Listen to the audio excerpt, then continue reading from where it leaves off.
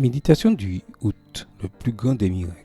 Vous savez sûrement que ceux qui font le mal n'auront pas de place dans le royaume de Dieu. Ne vous y trompez pas. Les gens immoraux, adorateurs d'idoles, adultères, pédérastes, voleurs, envieux, ivrognes, calomniateurs ou malhonnêtes n'auront pas de place dans le royaume de Dieu. Voilà ce qu'étaient certains d'entre vous. 1 Corinthiens 6, versets 9 à 11, version Bible en français courant. Notre texte d'aujourd'hui paraît moins approprié pour commencer la journée. En quelques lignes, tant de méchanceté pour ériger un temple de la renommée, ou plutôt un temple de l'infamie, dont le siège est l'ancienne ville de Corinthe. Cette ville était si pervertie que son style de vie devint une source d'inspiration pour toutes sortes de surnoms. Ainsi, corinthienne désignait une prostituée et corinthien un libertin ou un ivrogne, et corinthianisé était synonyme de mener une vie dépravée. Corinthe était si pervertie que quelques 1000 prostituées exerçaient leur métier dans le temple de la déesse Aphrodite. Ces prêtresses attiraient des milliers de touristes, augmentant ainsi la richesse de la ville et son degré de corruption. Comme le dirait Paul W. March, perversion sexuelle au nom de la religion. Mais alors se produisit l'incroyable.